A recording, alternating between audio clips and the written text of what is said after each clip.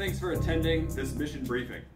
Hopefully, before your first sortie, paying attention to me and coming here today is going to help you prepare and arm yourself with the knowledge that you're going to need to make it back. Most pilots, sadly, do not make it back from their first mission, but with a little bit of help, maybe you will. At the end of the day, this mission is going to help prepare you to become an illustrious spacefighter such as myself. Let's go over what I'm going to be discussing with you today. The first is transversal. What is it and why is it important? The second is heading crossing angle, or how to visually look at a situation on the tactical overlay and determine if you have good transversal. And 3, going over some examples. So let's start with what is transversal. Transversal is the speed at which turrets have to move around a circle in order to track a ship. Radial velocity is another way to describe it. And when you're flying a small, fast tackle ship, as a frigate, such as this Rifter here, it's very important that you have high transversal against large turret-based ships. Sniper ships, such as an artillery tornado, are some of your worst enemies, but if you learn how to fly transversal appropriately, they will be no threat to you at all. Part 2 was heading crossing angle. And let me try and describe that to you here on the board. I'll grab my pen. And let's pretend that this circle here is an enemy ship. Velocity vector this way, so it's moving in this direction. Okay? Now, heading crossing angle is always taken from the back of the ship, which is 0 degrees.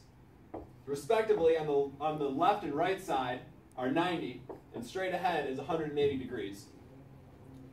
Keep that in mind. When an enemy ship is burning away from you, it doesn't matter how fast they're going or how slow they're going. If you are directly behind them, moving towards them, it doesn't matter how fast you're going or how slow you're going, transversal is 0, because the turrets on the Rifter don't have to move at all when you're driving right to them. Same can be said in a head-on situation, 180 degrees. Again, the turrets aren't moving. Speed is irrelevant. You can be moving at 100 meters a second or 10 kilometers a second. It makes no difference. Transversal is 0. So why is 90 degrees of heading crossing angle so important? It's very important because at this angle you achieve maximum radial velocity. Now, that's all very fine and well, but how does that apply to real flying? Because obviously, with a ship moving this way, it's very difficult for you, in a ship heading this way, to continue to stay at 90 degrees. Let's look over an example.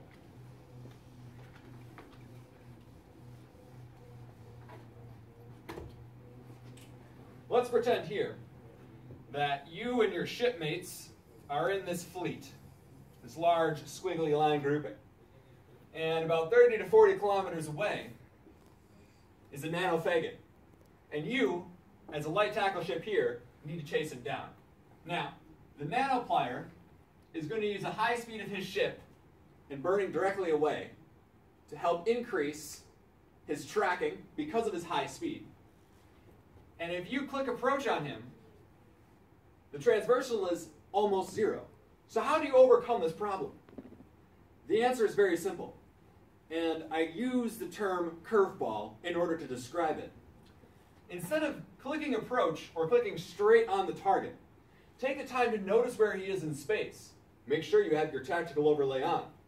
And try and have an arc. Ideally, you'll land directly behind him, so you'll be able to engage a scram anywhere here. It's important to note that once you initially have your scram and web, you turn off your MWD and begin your orbit this way. Keeping your MWD on would be a huge misplay here because it massively blooms your signature.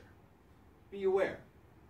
Now, that's the best case situation right there. Going off at an angle, and then right when you get to about 30 to 40 kilometers away from the target, overheating your MWD, pushing in so you get right near behind him and engaging your scram web. Let's say things don't work out like that. Let's take the same example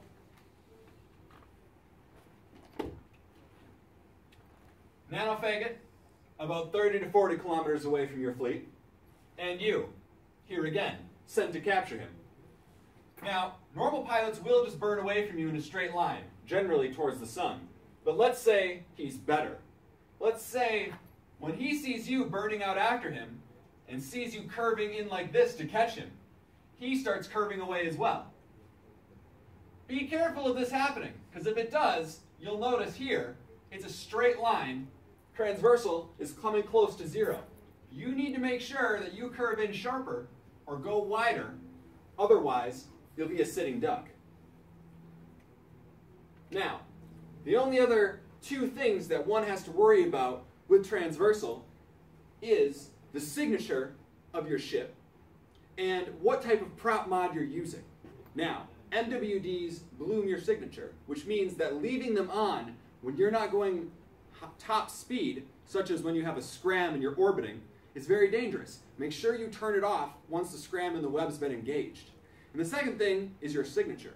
Interceptors, such as the Crow, have an innate bonus to MWD speed and can be a little bit more comfortable and take more aggressive angles in because their signature is much smaller than that of, let's say, an Atron. All of this said and done, I hope you've learned a thing or two, and hopefully, when I see you out in space, I won't just headshot F1 you, and it'll be more of a challenge. Thank you for joining me today in this short